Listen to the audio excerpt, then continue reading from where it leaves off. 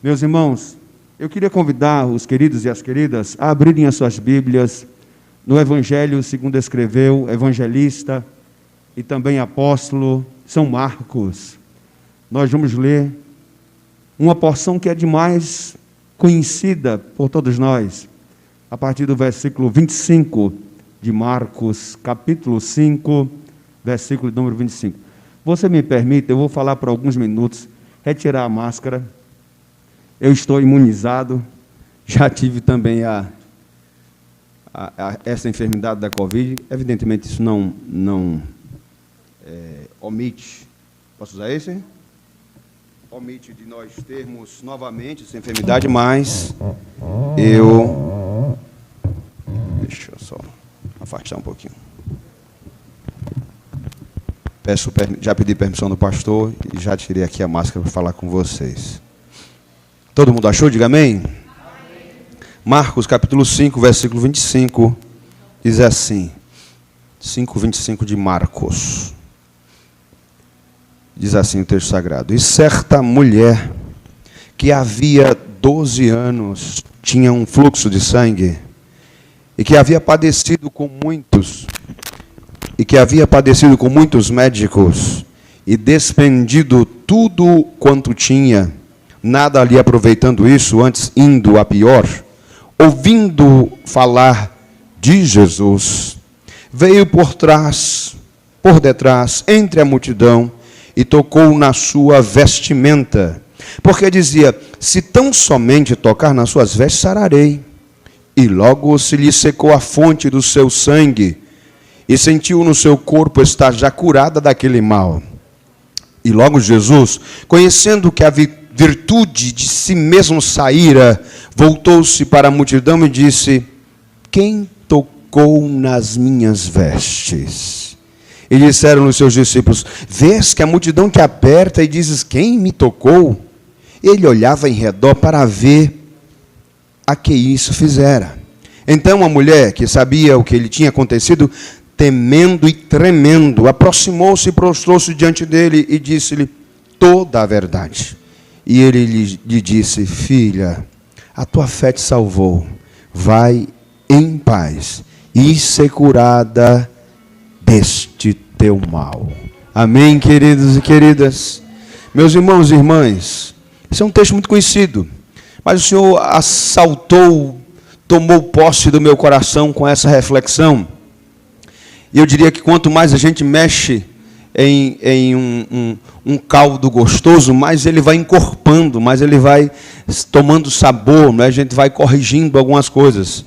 E desde eu ministrei essa palavra em Caporã, sexta-feira, meio que no improviso, meio que sem muita reflexão.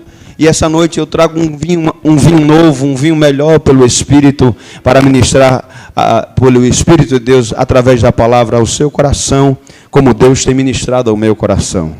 Essa palavra, queridos, ela retrata uma história que você acabou de ver, a narrativa, muito simples, muito direta, muito rápida, de uma mulher que jazia 12 anos com um fluxo de sanguíneo. Provavelmente essa mulher tinha uma grave endometriose, ou talvez ela tivesse, quem sabe, uma ferida incurável no colo do seu útero, ou talvez ela tivesse, queridos, um câncer mesmo, que faria com que ela estivesse sangrando de forma constante. O texto da lei do Senhor, lá em Levítico, capítulo de número 15, e todos os versos que aquele texto nos traz, alerta toda Israel sobre pessoas que de si expelisse algum fluxo, seja homem ou seja mulher.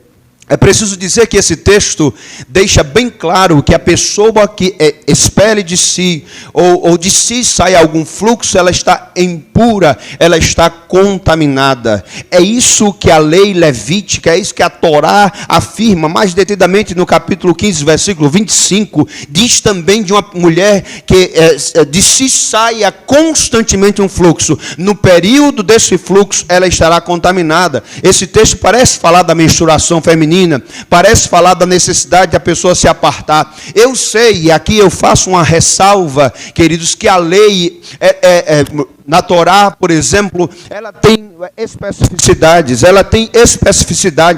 Ela é voltada para orientar a nação de Israel. Então nós temos uma lei civil dentro da Torá. Ela é voltada para orientar do convívio, da cultura de Israel. Nós temos uma lei cerimonial. Essa lei, ela está dentro do convívio da nação de Israel. Ela é civil, mas ela é também cerimonial, porque ela fala daqueles que estão impuros ritualmente diante do altar de Deus.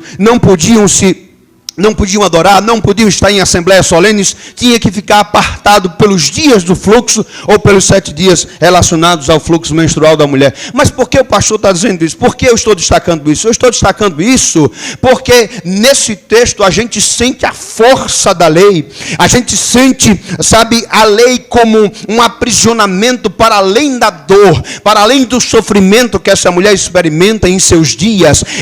Ela também está sob a égide, sobre a mão pesada da lei que diz que ela é impura. Veja, eu faço mais uma ressalva aqui essa noite, e me permitam os homens, e me permitam a todos que estão me ouvindo nesse momento, a lei parece ser um tanto mais rigorosa em relação às mulheres. Percebem isso? Parece-me que o jugo legal, o jugo da lei é muito mais incisivo em relação às mulheres. Mas nós percebemos nesse texto que essa mulher, apesar do peso da lei que lhe sufocava, apesar da doença que lhe acompanhava por 1 década e 2 anos, queridos, isso não é pouco tempo, quase 1 década e meia, esta mulher enferma e sangrando constantemente. As senhoras sabem que algumas pessoas que passam por este mal ficam debilitadas, ficam anêmicas, ficam fracas, ficam, sabe, tomadas de desânimo. E essa mulher, para além disso, ela também tinha a discriminação, o preconceito, o isolamento, o banimento, a marginalização que a lei lhe impunha.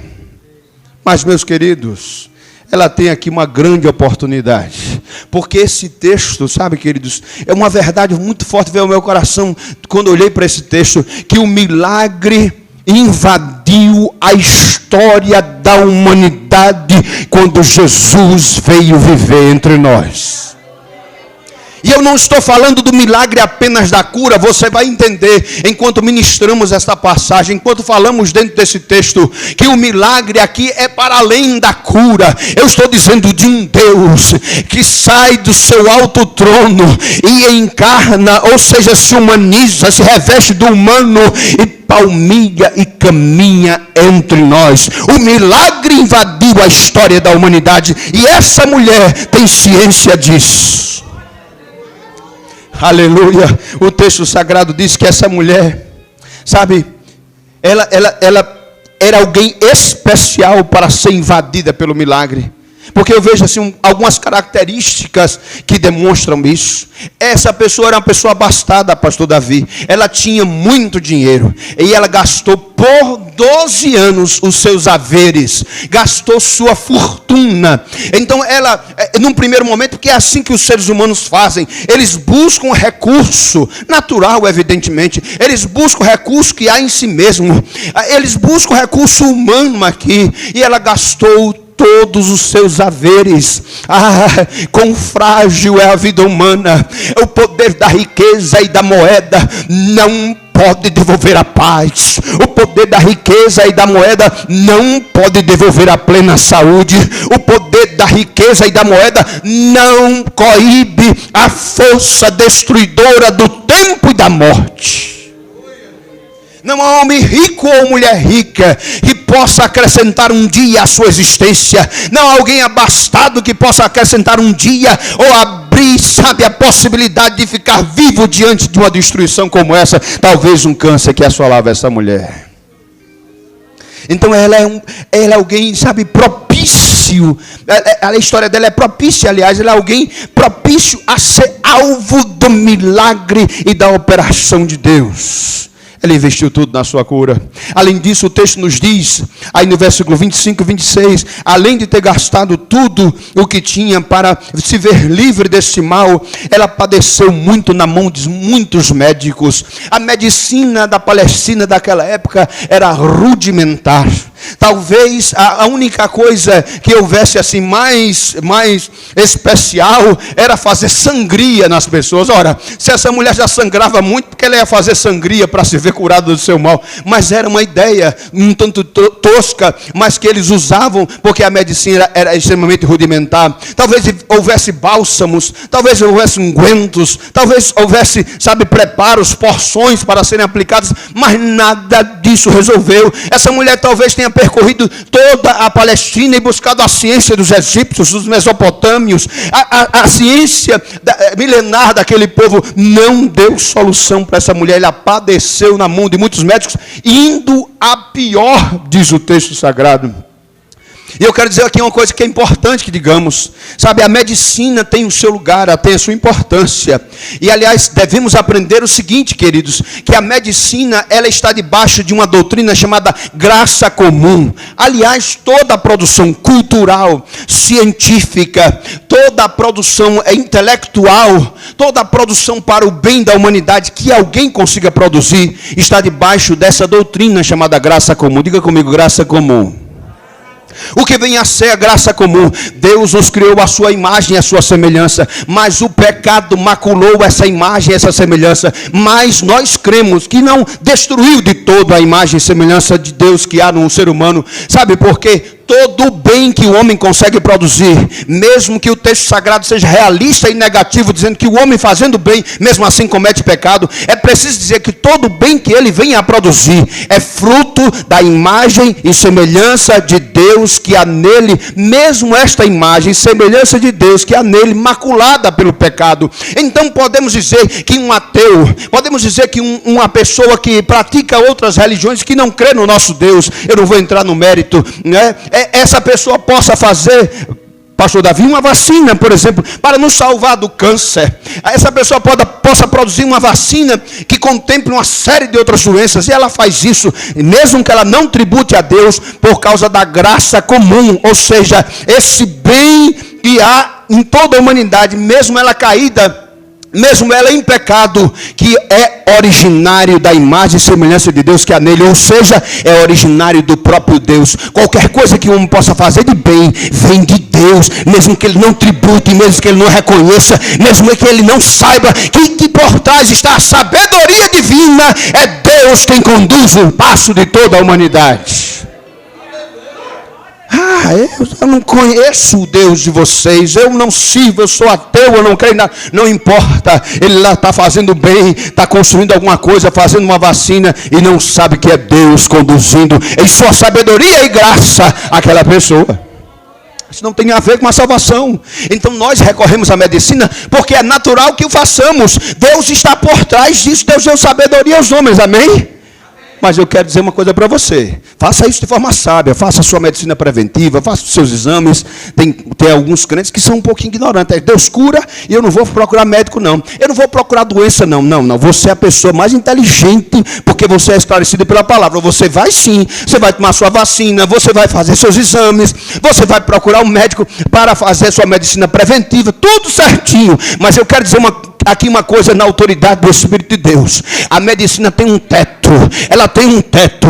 E para esse teto, sabe que a medicina chega porque os homens vão fazer, vão esmiuçar, vão procurar, aleluia, vão fazer ultrassonografia, vão fazer tomografia, vão fazer cintilografia, vão fazer densidometria, vão examinar você dentro daquela máquina fechada, sabe? Mas ela tem um teto, porque quando o homem sabe da sua limitação, diz, até aqui a medicina foi, é a hora de chegar aquele que ultrapassa o poder e a força da ciência e da medicina, Jesus de Nazaré.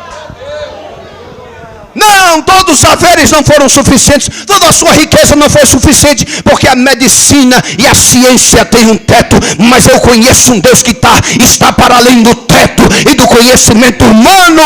Ele é quem opera o milagre. Aleluia, aleluia.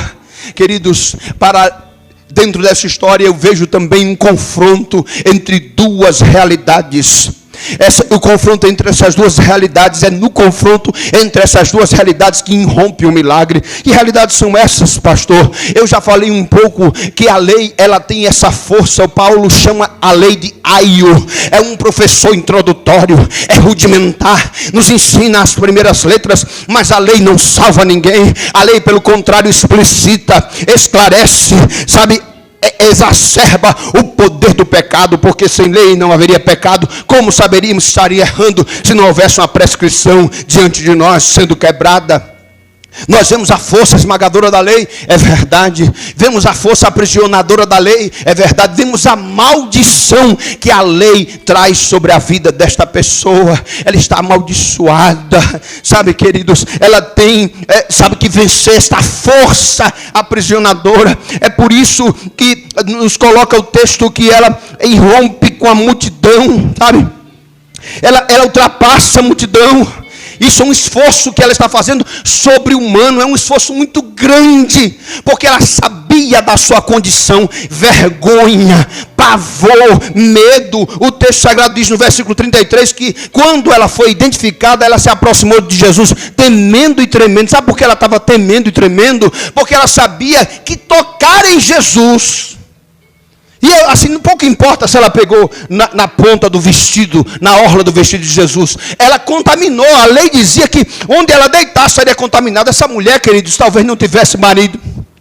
Essa mulher talvez não fosse amada. Essa mulher talvez não fosse acolhida por ninguém, porque ela era contaminada e a lei proibia que alguém se aproximasse dela, porque de quem ela se aproximasse haveria contaminação. Mas ela tocou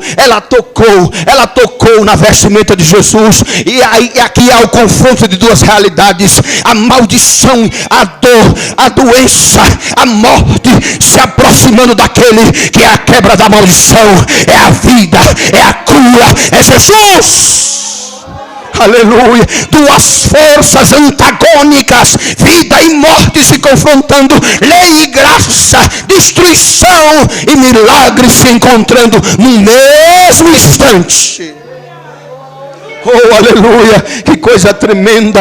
Jesus é uma realidade poderosa de milagre, porque Ele é a encarnação, Ele é a presença viva, Ele é a plenitude de Deus. Jesus é um milagre que liberta essa mulher da sua dor. Versículo 28, 29 diz que se tão somente eu tocar nas vestes, sararei. Eu não tenho grandes expectativas, eu não quero abraçá-lo, eu não quero pegar pelo seu calcanhar, nem seu braço, seu cotovelo, sua mão. Eu toco só na ponta das vestes e eu vou ficar curada. Aleluia. E assim foi quando ela toca. A fonte de sangue, o fluxo de sangue que havia nela cessa, e ela sente que alguma coisa diferente está acontecendo no seu organismo, no seu corpo. Ela sentiu que no seu corpo estava curada do mal. Aleluia. Aleluia, em Jesus está, sabe, queridos, cristalizada, em Jesus está cristalizado, em Jesus está concretizado o Deus feito gente, que sabe do que a gente precisa, sabe do que você necessita, sabe do que você padece, sabe do que você sofre, mas nele está a solução para todos os eventos negativos, todos os males que atormentam a nossa vida. Não há mal que Deus não cure, pois de nós tem dó, diz a poesia da harpa. Não há mal que Deus não cure, pois de nós tem dó. Aleluia. Éramos impuros, malditos. Você não quer pensar assim, né? Não era maldito não, pastor. Quando eu vim para a igreja, eu era uma pessoa muito religiosa, era do bem. Eu não fumava, não bebia, eu era já alguém que servia muito a Deus, sabe, na minha religião. Sim, não me importa isso. Você estava em trevas, você não tinha conhecimento dessa luz. Essa luz brilhou sobre a sua vida, e quando essa luz brilhou sobre a sua vida, você aí compreendeu e foi transportado do reino de trevas para o reino do Filho do seu amor. A maldição do escrito de dívida que havia contra nós foi cancelado por Jesus. Está cancelada a tua morte. É como se Jesus estivesse dizendo: ei mulher, não vai morrer. 12 anos sofrendo, carcomida por um câncer, talvez, estamos especulando, 12 anos sangrando, 12 anos fraca, 12 anos isolada, mas está cancelada a tua morte. Todos os males que estavam sobre a tua vida foram anulados. Na Assembleia de Deus, alguns pastores pregam isso, mas aí eu não sei, é com eles. Eu nunca vi meu pastor Zé Carlos pregando isso não. O povo fazendo quebra de maldição. Não. A gente não faz essa prática, não é para ajudar a ver. Não faz aqui maldição hereditária, porque não sei o que, quebrar a maldição de ninguém. Mas veja, há uma maldição sim, quando o homem está em pecado. Mas sabe quem é que cancela? É Jesus. É a cruz. É a cruz. Quando você aceita Jesus, quando professa Ele como Senhor da sua vida, toda maldição é quebrada. Todo mal é anulado. Você não morre mais. Foi cancelado o seu funeral. Foi cancelado o meu funeral. Nós somos vivos em Cristo. E daqui é para a eternidade com Deus. A coisa mais admirável do Evangelho é que Deus invade a história da humanidade. Em Jesus Deus invade. E eu estou dizendo invade para dar uma expressão retórica a esta entrada de Deus em cena na história da humanidade. Porque, em primeiro lugar, Ele é criador. Então, Ele é dono de tudo isso aqui. Ele não precisa invadir, Ele tem a chave.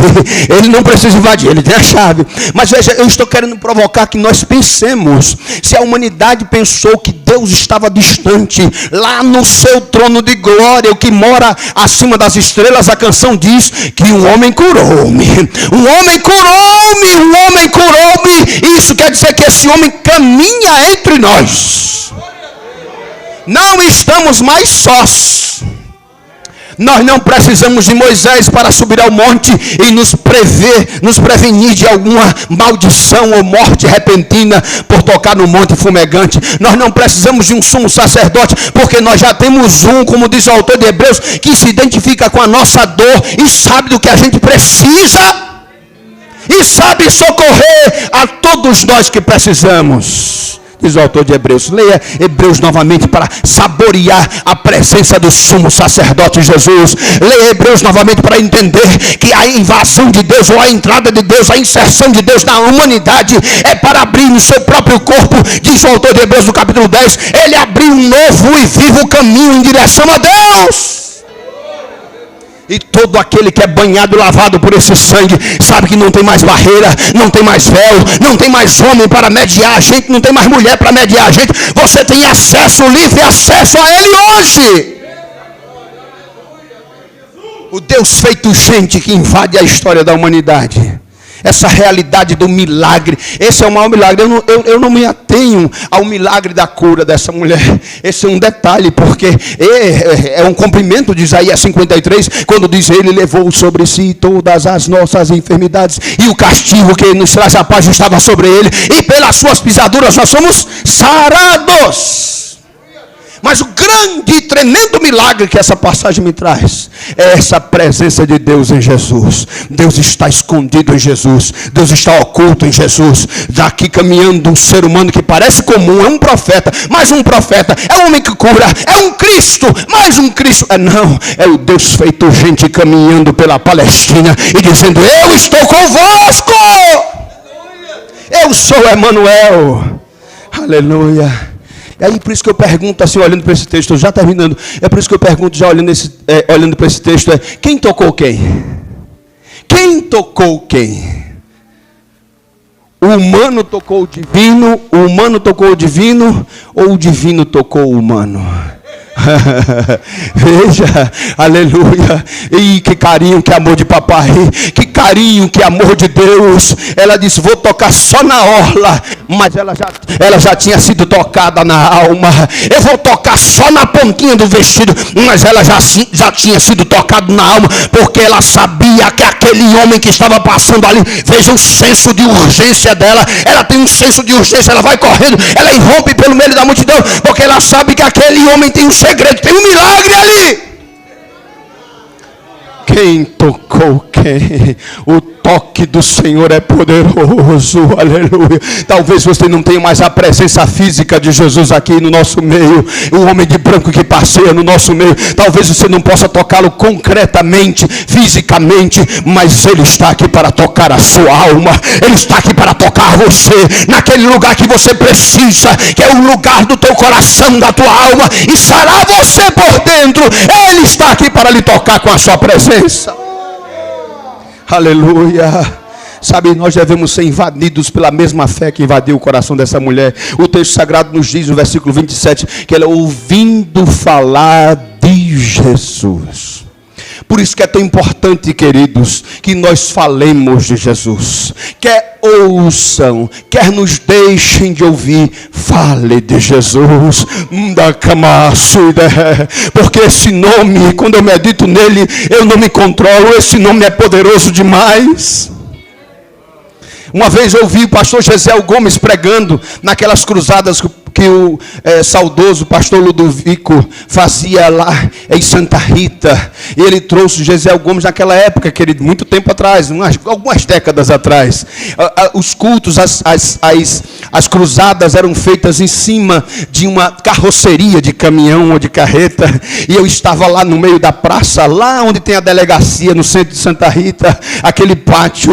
Então eu estava lá e o pastor Gesiel pregou. E depois de pregar, eu não lembro mais nem o conteúdo do que ele pregou, mas eu fiquei prestando atenção em tudo que ele fazia. Ele de repente começou a orar para as pessoas, para Deus fazer milagres. Eu creio nesse Deus ainda, viu, queridos? Eu creio, você crê? Aleluia. E as pessoas foram testemunhando, mas de repente chegou uma mulher no palanque, no palco, em cima da carroceria, trazida por alguém. Ela estava inteira, estava de pé. E o pastor Gesiel disse: minha filha, o que você tem, minha irmã? Ela disse: pastor, eu já fui para todo tipo de médico, eu já fui para um alergologista, eu já fui para um endocrinologista, eu já fui para um nutricionista, e ninguém identifica o que é que eu tenho, porque na realidade a minha boca tem um amargo que eu sinto na boca. Eu já fiz exame de sangue, eu já fiz tudo, pastor, eu já fiz endoscopia, já olharam, me testaram de todo jeito, e tem um amargor na minha boca, um amargo na minha boca, que não passa. Aí pastor Gesiel Gomes parou diante dela e disse assim: minha irmã, você já experimentou falar o nome Jesus? Ele é mais doce do que o mel. Diga assim: Jesus. Ela disse: Jesus. Diga mais uma vez, irmã. Jesus. Ela disse: Jesus. Diga mais uma vez: Jesus. Ela disse: Jesus, pastor, a minha boca desapareceu o amargor. Ele disse: eu não disse que ele era mais doce do que o mel. Seja invadido por essa fé que tomou o coração da mulher do fluxo de sangue. Seja invadido por essa fé e se aproxime do mestre. Chegue junto dele, porque ele vai ministrar o doçor que você precisa. Toda amargura vai cessar. Aleluia. Se tão somente, olha a imaginação dela, a fé é isso, olha a imaginação dela. Se tão somente eu tocar nas vestes, aleluia, eu não preciso de mais nada, aleluia. A fé tem essa capacidade. Meu Senhor, se o Senhor agir assim, aí você começa a imaginar como Deus vai agir. A fé tem essa capacidade. Sabe que nessa noite, nós, quem sabe, tenhamos o efeito ao nos aproximar da mesa. Venhamos com essa fé ao nos aproximar do momento de comunhão, no momento, Senhor, de recebermos o pão e o vinho. Nós, sabe, tenhamos essa fé. E quem sabe o efeito dessa fé seja no coração. A mesma coisa que aconteceu com essa mulher. Filha, a tua fé te salvou. A primeira coisa que Deus tem para ofertar para nós é salvação. É verdade que no grego o termo salvação e cura são termos intercambiáveis, mas eu quero usar a palavra salvação para dizer para você, sabe, todo aquele que se aproxima de Jesus com fé recebe graça salvadora. Aleluia. Está salvo da condenação eterna, está salvo da morte e do inferno, está salvo desse mundo, está salvo do pecado, está salvo do seu próprio eu. Ei, aí é uma coisa interessante de se dizer, porque às vezes a gente é salvo da gente mesmo. Mas a gente é salvo da nossa própria prisão existencial. Como na vida dessa mulher havia uma prisão, Deus nos salva, nos resgata, nos tira de uma condição de terror e de morte e de medo da morte. A segunda coisa que o Senhor Jesus diz: filha, a tua fé te salvou, vai em paz. Oh, queridos, a paz é um objeto, um bem. Estou falando assim, de forma a tentar traduzir o que é, que nada compra. O homem mais rico, o milionário mais abastado, por vezes deita em sua cama pensando na sua fortuna e como protegê-la. O homem mais abastado, sabe, não impede de entrar no desespero total de alma e tirar a sua própria vida. Mas nós temos a paz de Deus, que excede todo entendimento, que guarda os nossos corações e mentes em Cristo Jesus. Você já tem quase tudo. Você é salvo, você tem paz. Mas se aproprie também nessa noite do milagre, porque Jesus diz: vai em paz e ser curada deste teu mal. Eu creio no Deus que cura. Eu creio no Deus que cura. Ele faz cirurgia sem deixar nenhuma cicatriz.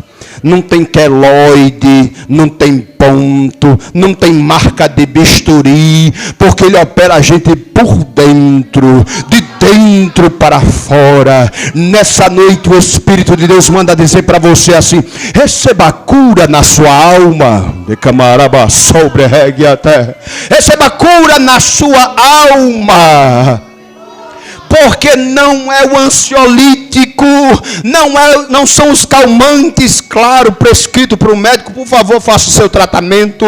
Se não der certo, fale com ele para trocar. Se não der certo, tire, faça terapia, qualquer coisa. Mas não vão ser estes remédios, não vai ser a interação medicamentosa que vai sarar esta ferida da tua alma. Mas está aqui aleluia, que vê você por dentro e por fora.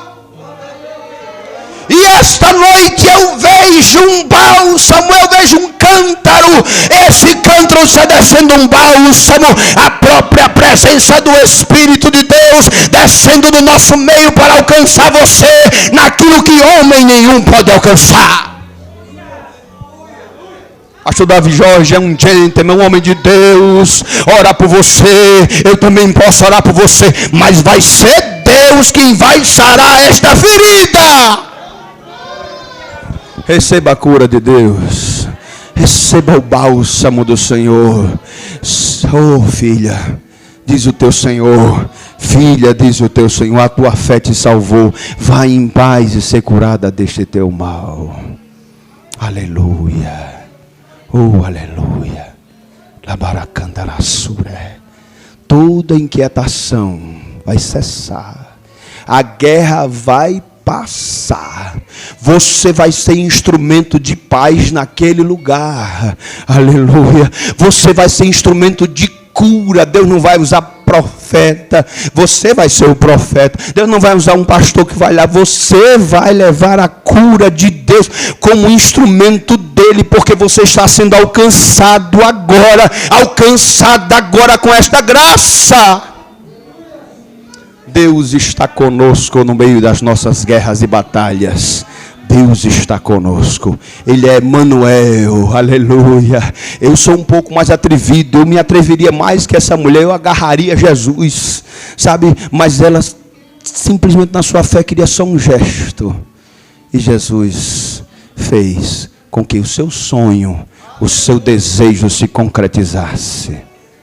Você pode imaginar agora essa mulher livre, serelepe, solta, sonhando até em ter um companheiro, formar uma família. Ela nem queria saber da restituição de bens, de dons, de dinheiro. Não, ela estava curada. Isso basta.